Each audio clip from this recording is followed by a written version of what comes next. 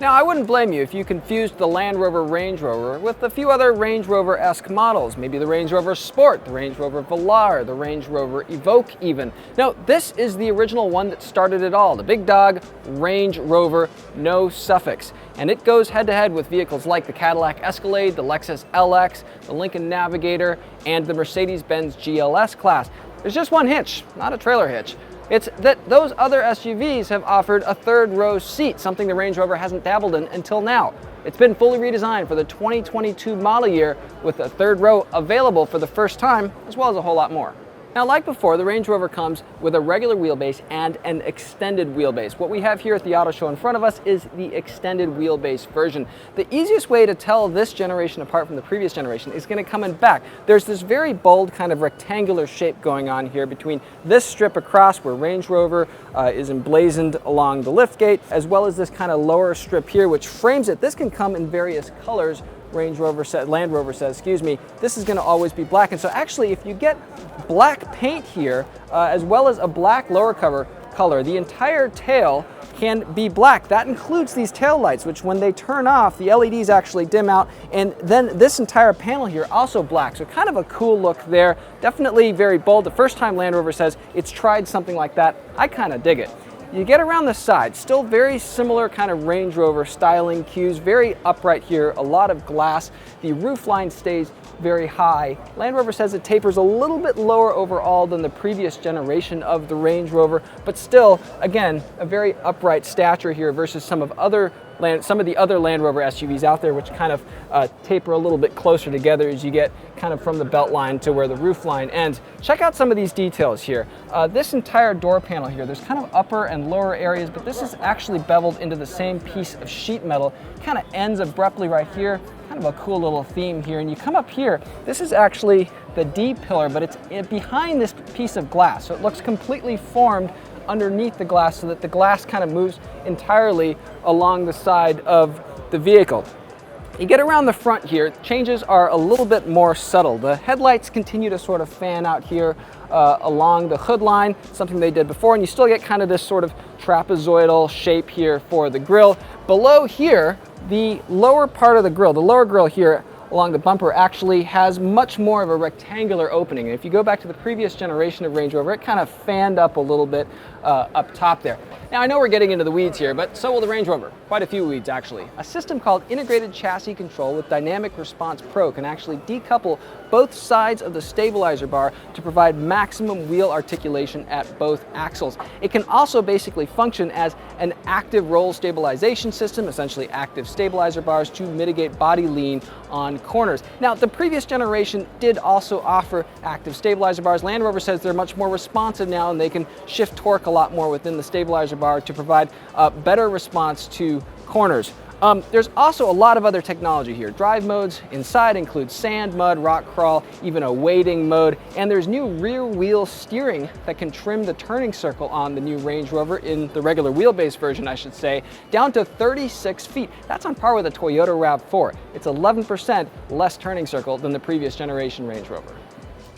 For now, the Range Rover will offer two available engines, both turbocharged with 6 or 8 cylinders respectively. There's also going to be a plug-in hybrid version, similar to the plug-in hybrid Range Rover before, but it's going to have considerably longer range if Land Rover's estimates pan out into actual EPA ratings, plus even more power. So good news there. And then finally, in 2024, expect a fully electric version of the Range Rover to come as well. Back to the gas-only model. Now, the top engine, a turbocharged V8, has a little bit less power than the outgoing Range Rover's supercharged V8, but it has considerably more torque, Land Rover says, and that all helps contribute toward a considerably quicker 0 to 60 time versus its predecessor. Yet more evidence that horsepower is just one aspect of total performance.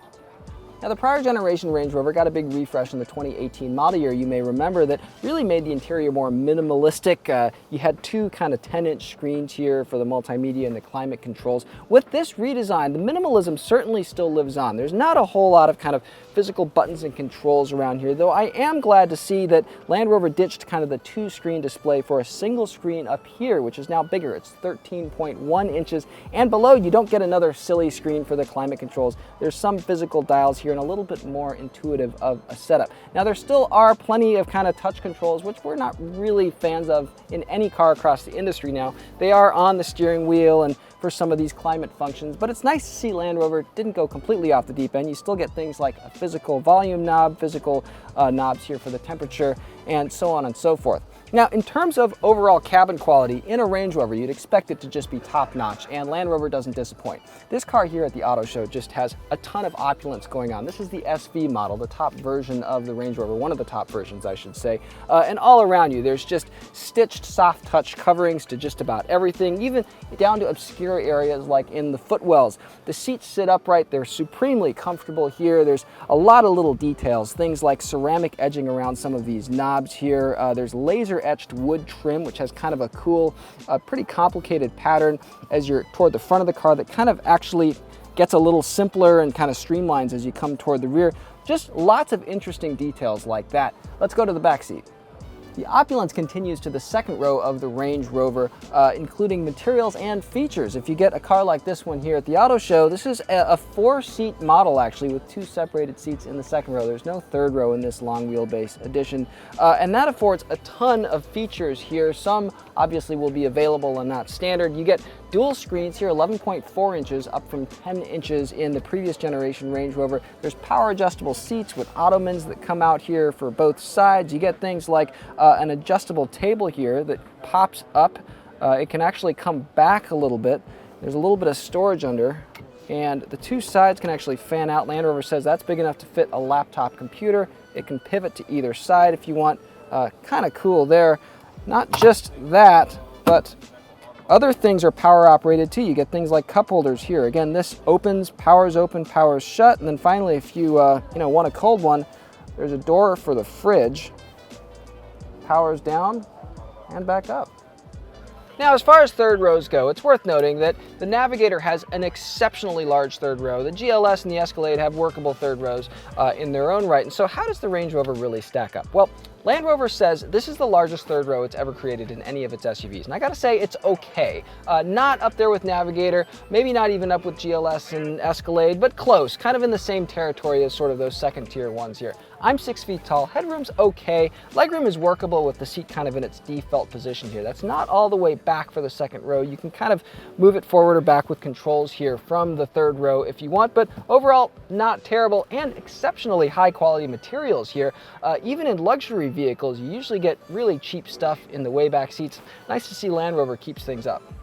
Now in back, there's an available cargo area partition that can also function as a backrest, complete with deployable cushions that go on top of it. That would give you sort of this rear-facing tailgate seat you see here, and that's going to be an expensive seat indeed. Land Rover says the new Range Rover will start around $105,000, including destination. That's up more than $12,000 over the prior generation Range Rover, which, to be fair, got up over $200,000 if you checked all the boxes. We have no doubt that the new generation of Range Rover will do the same thing, which means it could do battle with the likes of the Bentley Bentayga, the Aston Martin DBX. Now, if you have the sort of coin to be cross-shopping those vehicles, or a different kind of coin, maybe just to be shopping a Range Rover against a well-optioned Escalade or Navigator, well, Land Rover has something for you. And it all goes on sale in the spring of 2022.